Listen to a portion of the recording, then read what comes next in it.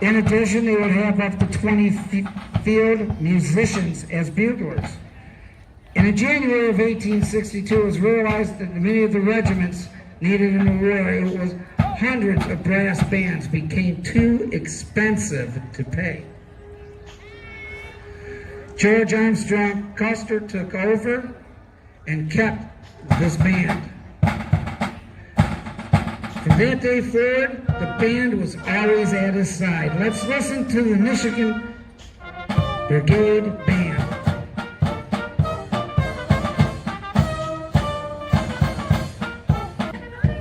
Ladies and gentlemen, the Michigan Cavalry Brigade is entering the field.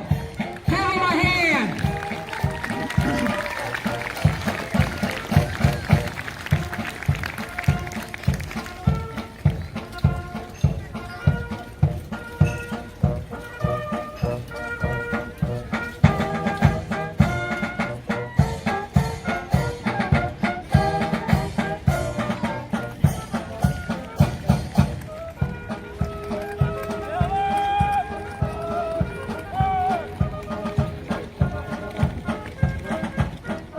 Ladies and gentlemen, the Michigan Cavalry Brigade is led by Captain Kevin Yeager. He is the one next to the stars right behind the band now.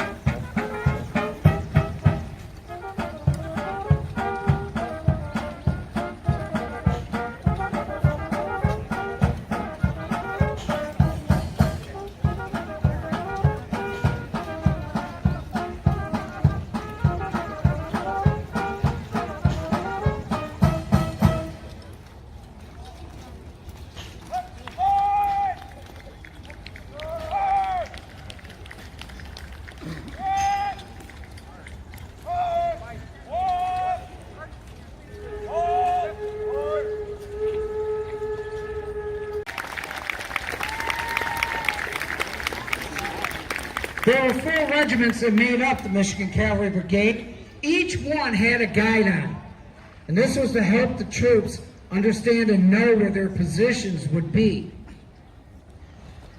There is the 1st Michigan Regimental Guidon. The 1st Michigan was mustered in at Fort Wayne, Detroit in the late 1861. It was the largest and most experienced regiment. The next guidon is the 5th Michigan Regimental Guidon. The 5th Michigan was mustered in 1862, also in Detroit. They were designated as a mounted rifle brigade. And in the first years, were not issued sabers. In late 1862, they were issued a Spencer. The next guidon is the 6th Michigan Regimental Guidon. They were mustered in Grand Rapids in the fall of 1862. They usually fought in unison with the 5th Michigan. They were designated a Saber Regiment. The next guidon is the 7th Michigan Regimental Guidon. They were also mustered in Grand Rapids in January of 1863, drawing soldiers from the west side of Michigan. They were also the smallest of the Michigan regiments. The next is the company guidon. Regiments were broken down into 4 companies. Each soldier would identify with their company. In many cases, these companies would be their local families, friends, having formed together and then presented themselves to the military. The next is the brigade guidon. This was Custer's headquarters guidon. This guidon would indicate where the headquarters would be on the fields. Soldiers, including both sides, would look for this flag to identify where the general may be. And last, we have the Libby. Elizabeth Custer designed and sewed this guidon for Custer just prior to the Battle of Falling Waters on July 14th, 1863. And it became Custer's personal battle guidon. The guidons of your Michigan Cavalry Brigade.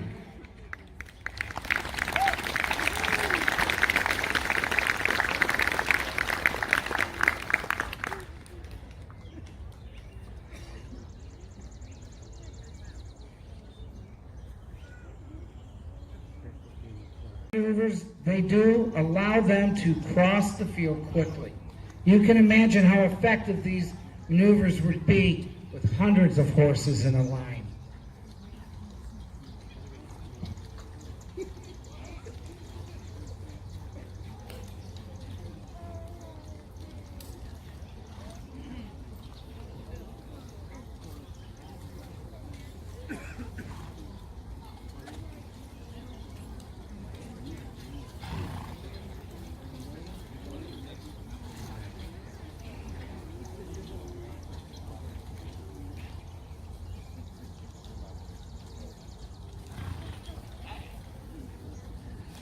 Ladies and gentlemen, single file. That's what it's called, file.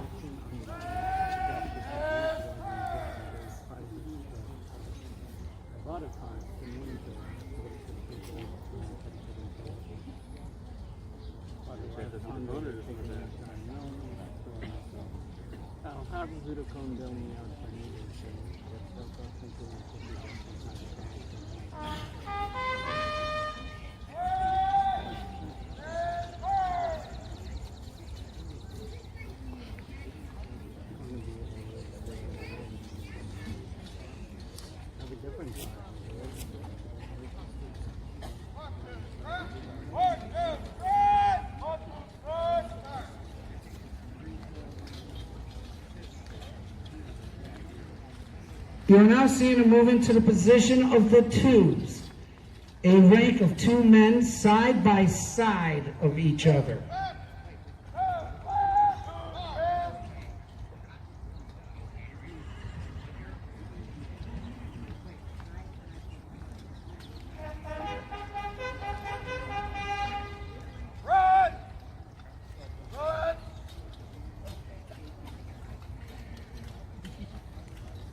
You can see by the positioning of the two horses how they came to the front towards you. They were now one long column.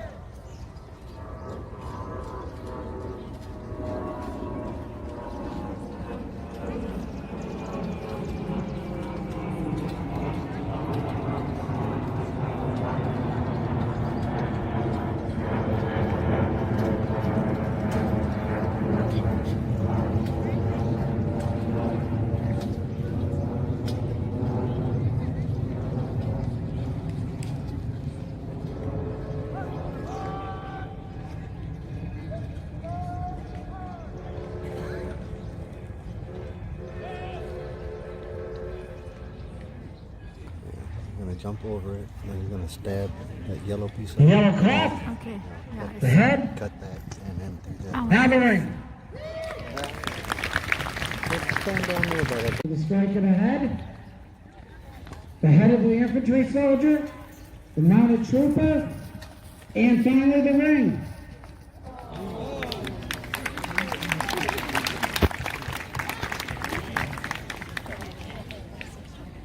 Our next trooper to the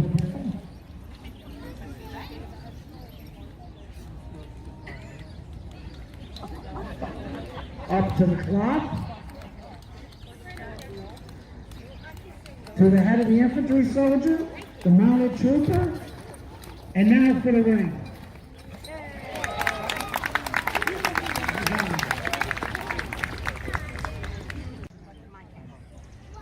bell,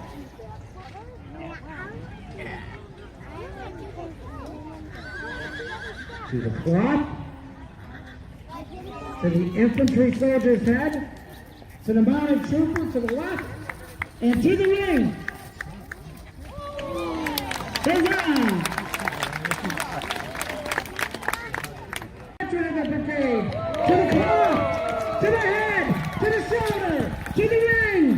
And this is Batman's last demonstration after 10 years of being on the field. Give that horse a round of applause.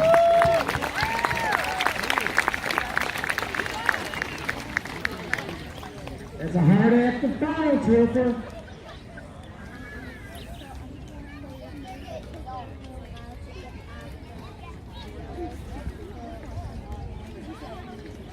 Up to the bell, the cloth,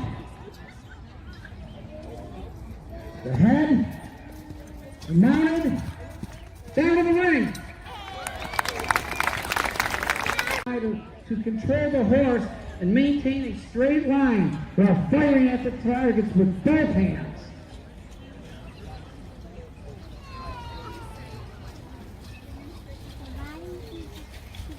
Again, ladies and gentlemen, the black horse. You've met 20 years he's been riding with the brigade. He's been all over the country. And this is his year here at Greenfield Village.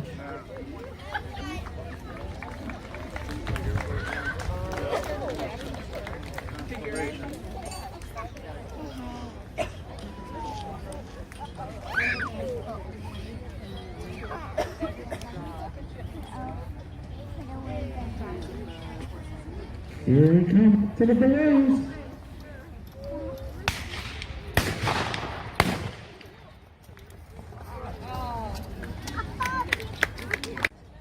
And what you're seeing is what happened even during the war.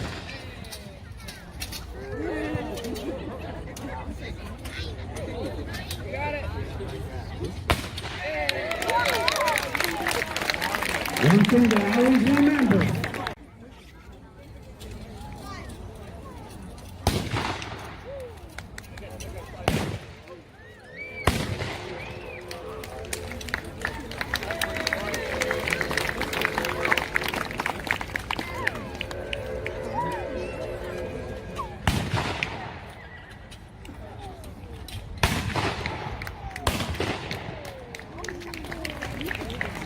Here comes the captain.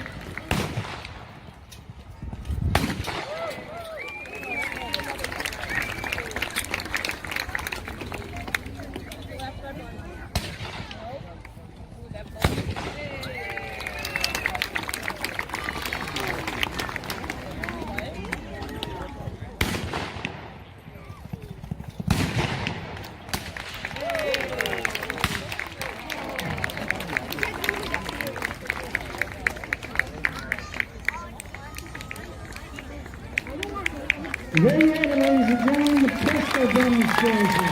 Give a lot of applause. That's not an easy thing to do on a full mount at a gallop or at a full run.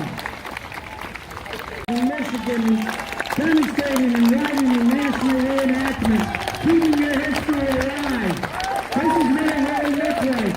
This is just a small vision of what a real Civil War cavalry unit would have been.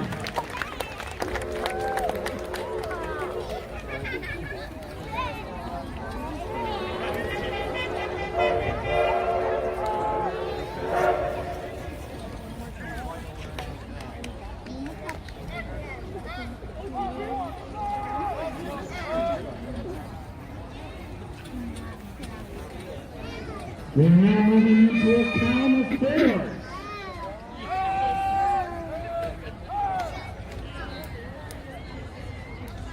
This is a rank of 4 men side by side.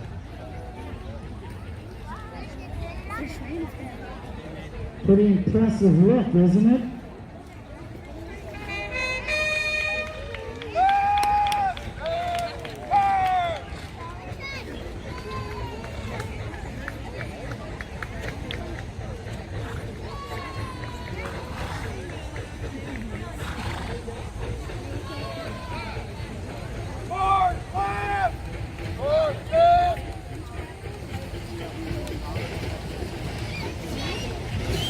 Look how they move from fields into a straight line.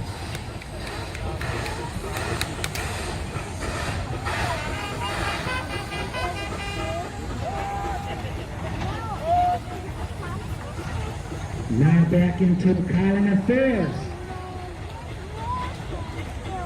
Look at how smoothly these horses are able to maneuver. That's a lot around. Staying in a almost straight line while making this maneuver.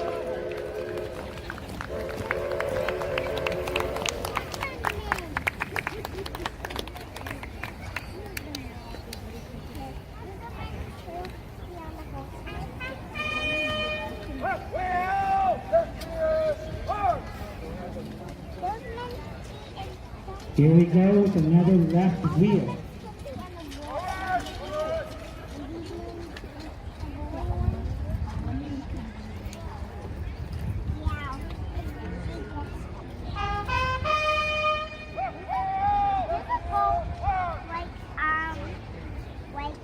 Another left wheel. And if you notice in every command, you heard the bugles. They had to learn the calls through the bugle. If you can imagine a battle with thousands of men, cannons, guns going off, how would you be able to talk your command? You would not. You would listen for the calls from the bugles. Back into a column of fours.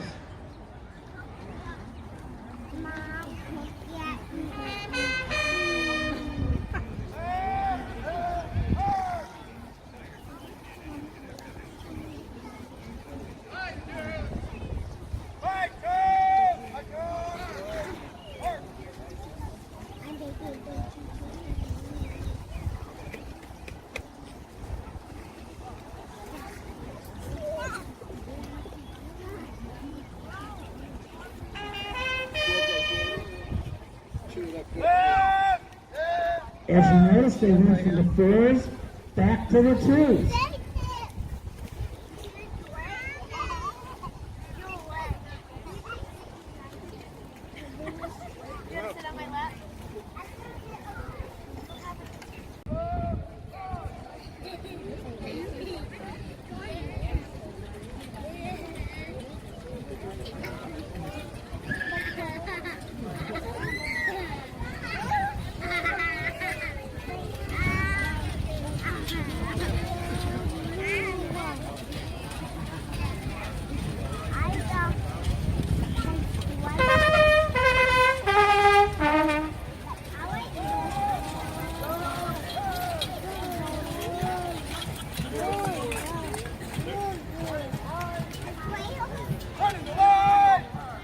Ladies and gentlemen, we got something strange going on here on the field.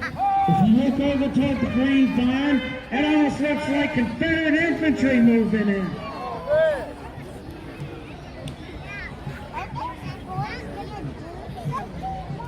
It is, they're deploying. The dismounted has moved up.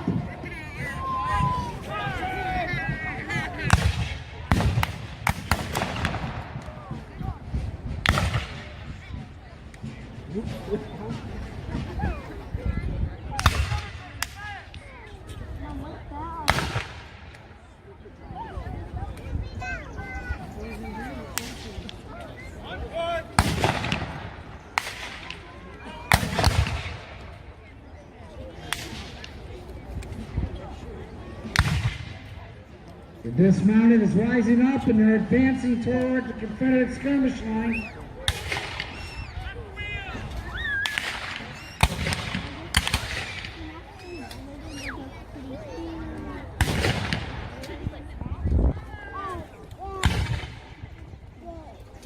As you can see, they have rounded their horses up, they've dismounted, and they're moving in to support their dismounted members.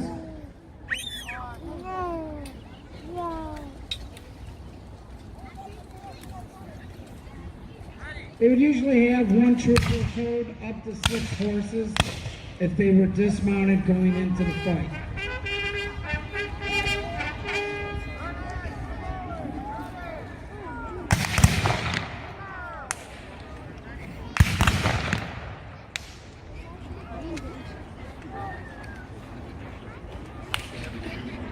loading what's called breech loading rifles from the rear.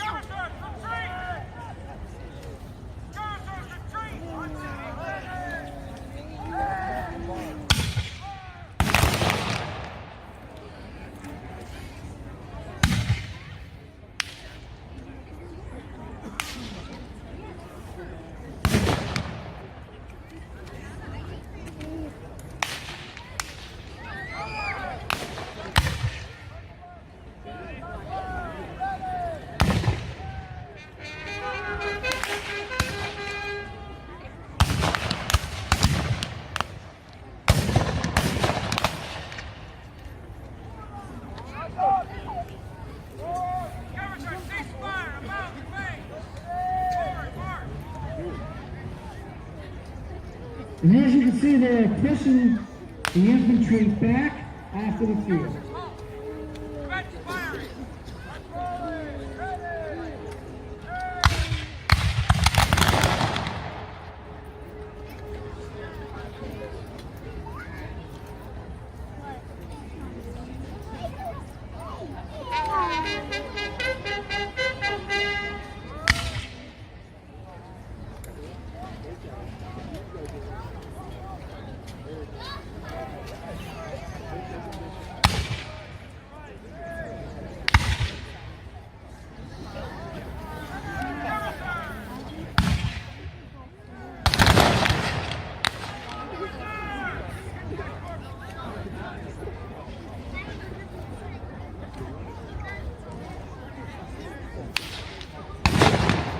With their guys, they're pushing them back off of the field.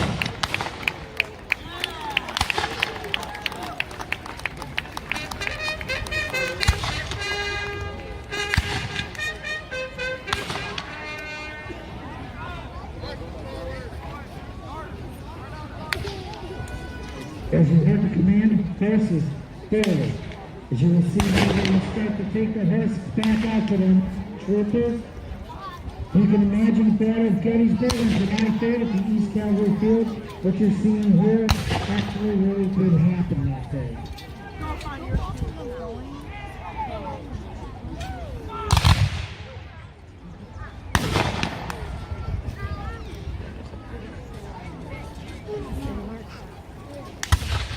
The Nine will remount their mounts and they will refill their mounts.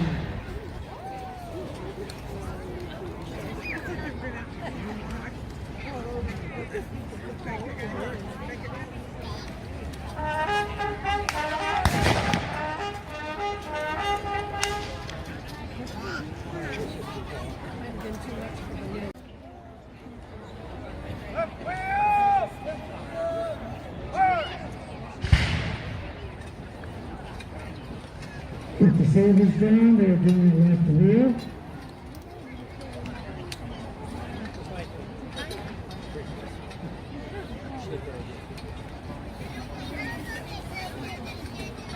They will halt patiently with the sabers.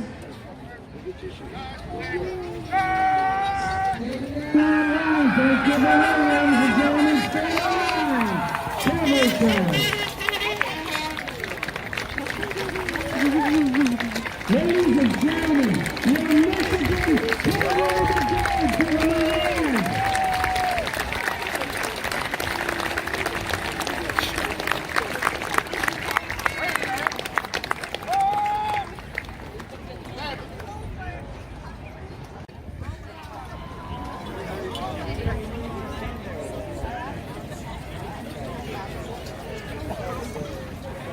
We're going to spread out the unit. Come on down, see the horses. Don't cross the rope, though. Please stay behind the rope line. Come down and talk to the people. Talk to the troopers. Ask them any questions that you may have. Take a look at these beautiful animals that they have out here. These are highly trained horses. Last year, so this is my second year riding. He's a good one. He went out because yes, Yes. Yep. No, this is patience. It's testing patience.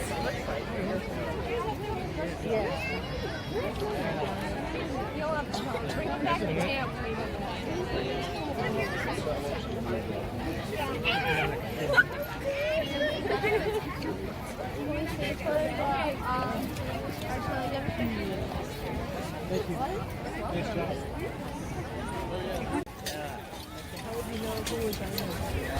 Interesting things here.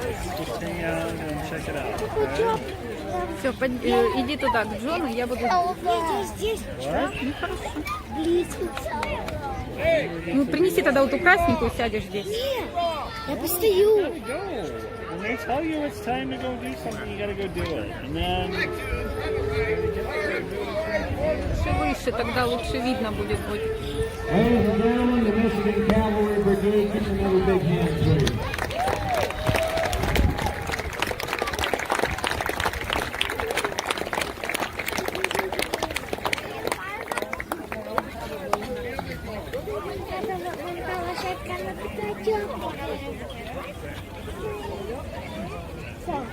The directors here at Greenfield Village. If it weren't for them, their staff, and all their hard work, we wouldn't be here.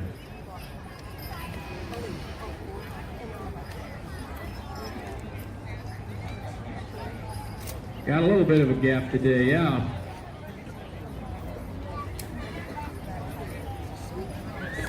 Yep.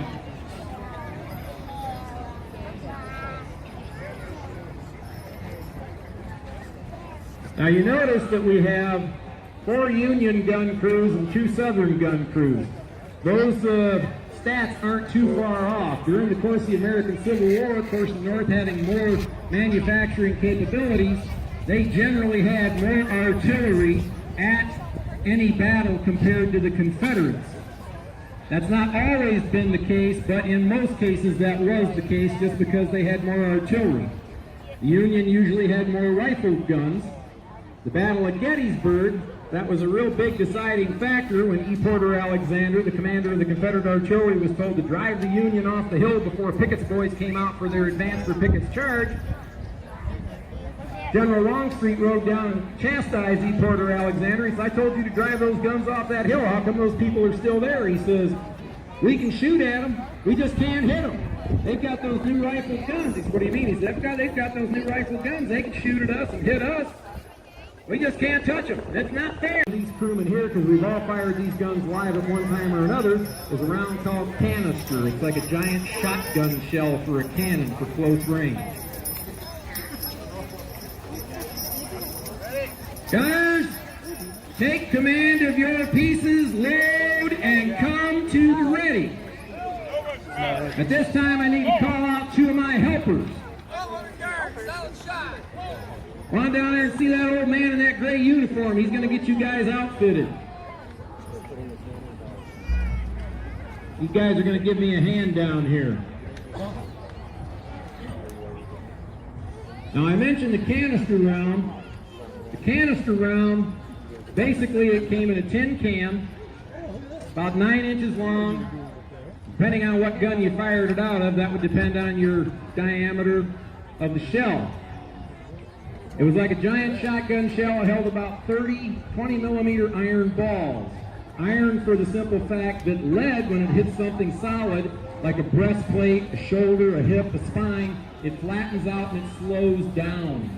Iron goes right through you, right through the man in the rear rank, out so many yards, hits the ground, skips up, and then goes through the next wave. At the Battle of Gettysburg, Pickett's charge, the Confederates in Pickett's brigade charged headlong, point blank, into this kind of fire. During the demonstration today, we're going to show you 4 various ways that a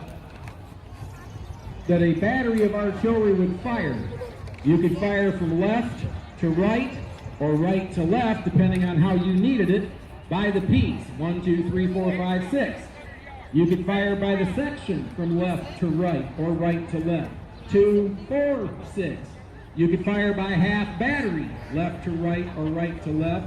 3 and 3. And then the last round would be firing by battery all 6 guns simultaneously. Where's my helpers at? Get them over here. Let's go, gentlemen. Quickly, quickly. All right, very good. You make an old man feel bad, I tell you that. Okay. You're going to help me spell a word. I'm going to spell it out. You're going to respond. Give me an F. Come on, say it like you mean it. Give me an F. Give me an I. Give me an R. Give me an E. What's that spell? What's that spell? What's that spell? Fire!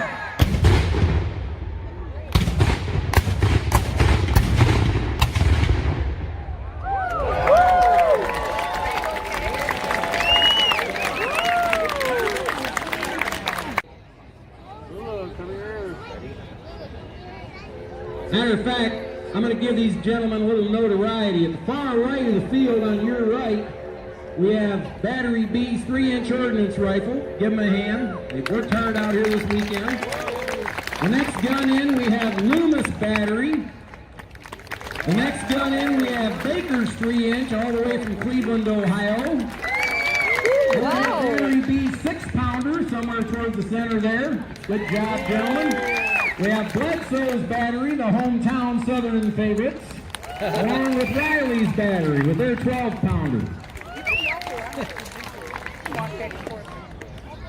Bledsoe's ready. Ready down the line, Sergeant? All right. We're going to go by the section from left to right. First section, ready, fire.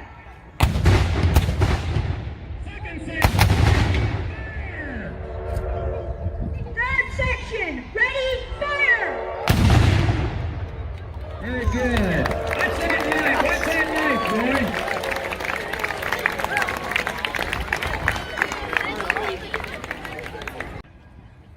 Knowledge of the war. So the Confederates are coming out on the field now. They are advancing in a column. This is 4 men abreast. It's an excellent way to move from one point to another, but this is not a formation for fighting anything. So if you can see now,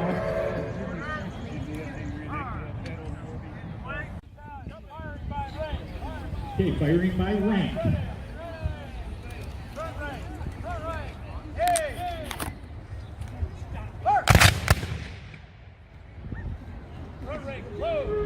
Okay, so they have fired, now they are reloading. The rear rank is loaded, now they can fire.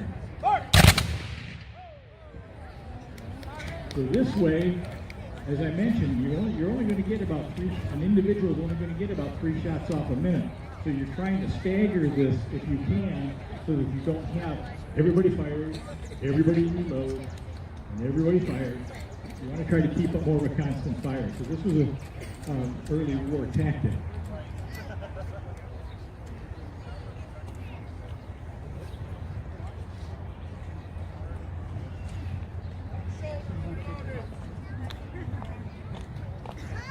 Okay, once the muskets are reloaded, you see that.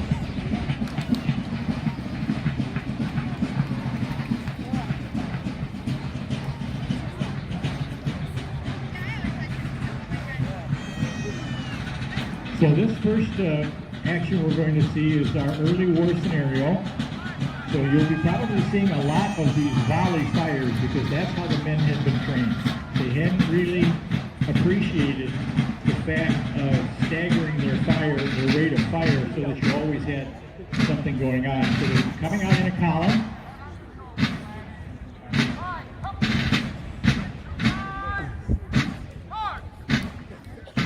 Okay, they are now extending from column into line. As you can see, this is a little different maneuver than what the Confederates did when they come out.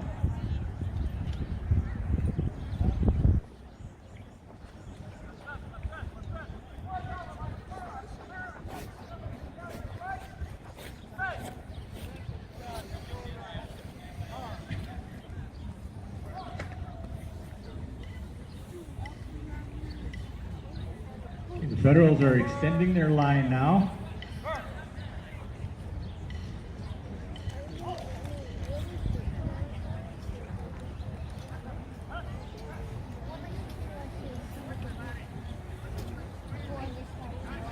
Confederates are advancing.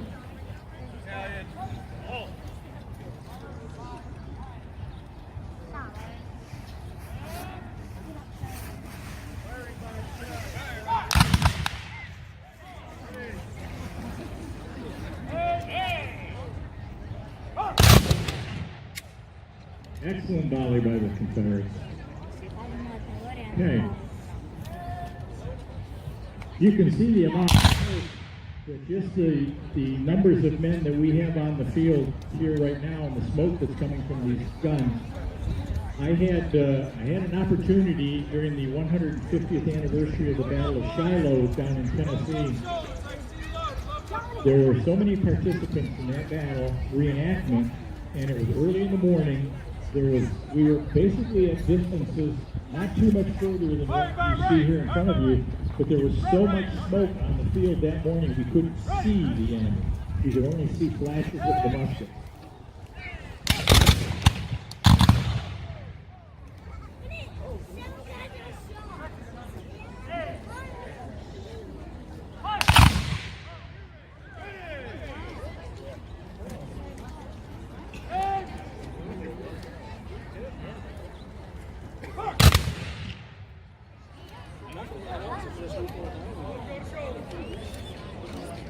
Okay, we have these volleys going off.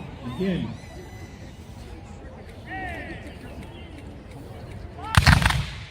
Federals are now firing by section. First the right section. Other battalion fired by the Confederates.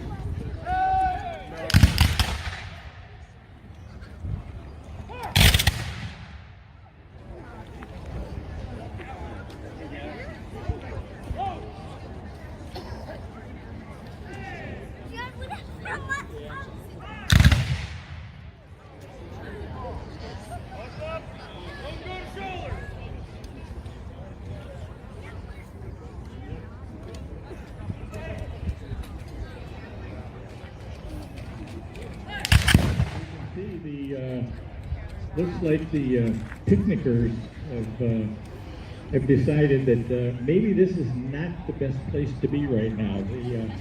They say they came out to see these things. No one had any idea of how devastating the war was going to be.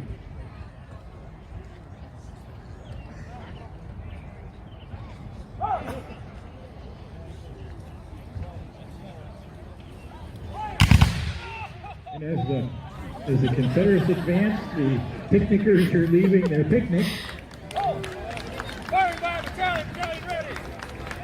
Because they did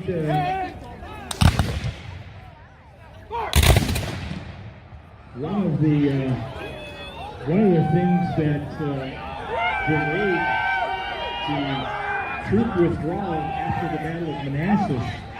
First Manassas was the troops tried to get back to Washington, and the roads were clogged with civilians trying to get back from the area as well. So the Confederates are pushing through. The Confederate surgeon coming and checking on the wounded to see who he can salvage.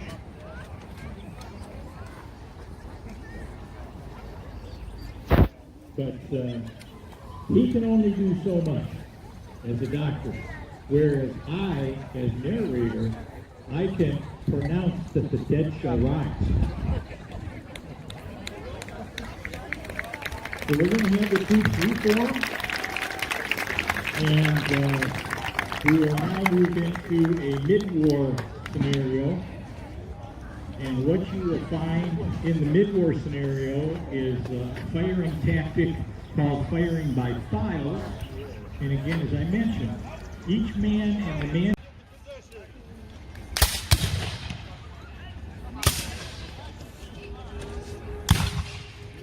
you see them working together. That's because in a skirmish line, you operate with your file partner.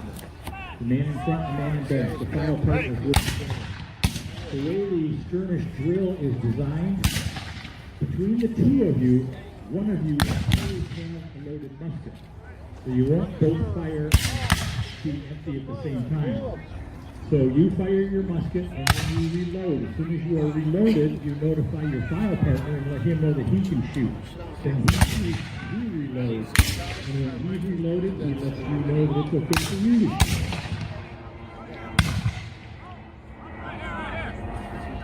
Several years ago, there was a very popular TV show called Who Do You Think You Are? And this was a genealogy show where they took celebrities and they tracked their genealogy through the years of their ancestors. There was an episode of that show featuring Matthew Broderick. And they found out through searching his genealogy that Matthew Broderick had a great-grandfather who had served in the Civil War in the Union Army, but they found that he was killed during a skirmish line formation like this outside of the Battle of Atlanta.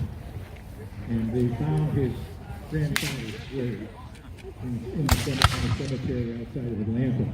But he was actually killed while performing what you're seeing out here in front of you as a skirmisher. Okay, so now you can see that the Federals are sending out one section. They're sending out their right flanks. That's called the right flank because that is all of the men to the right of the flank.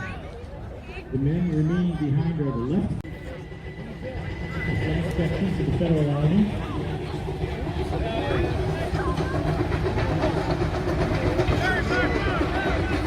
Here you go.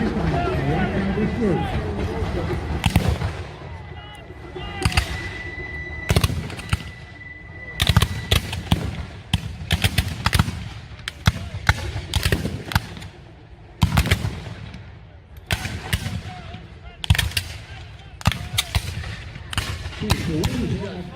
Is the right flank of the Federal forces, which you can see the farthest away from you.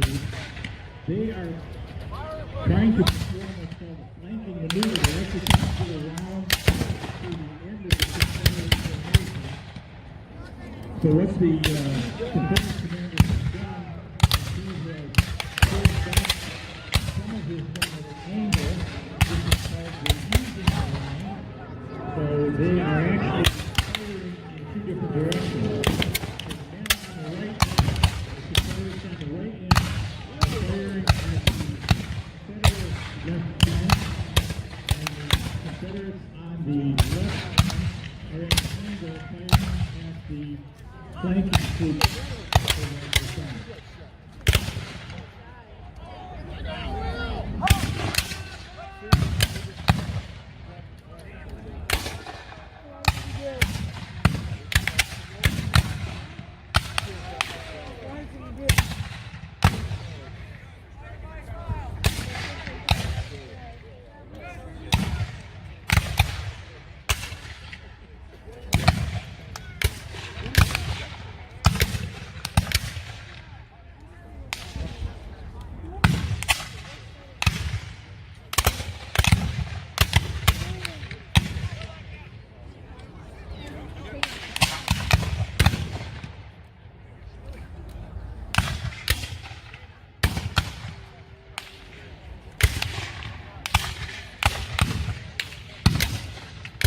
A little interesting note, I just spotted that on the south end of the Federal troops, there is a very unusual uniform out there. It's a gray uniform trimmed in red. I believe that that would be a foreign observer, possibly the uniform is probably construction. It was very common during the Civil War for the foreign nations throughout the world to send observers over to watch how we were fighting the war. You have to keep in mind that the Confederacy dearly wanted Britain to come in on their side to help the cause. So these foreign observers would come over and then report back to their kings and queens and their figureheads and say, yes, this is a good cause, they're doing well, they need our support.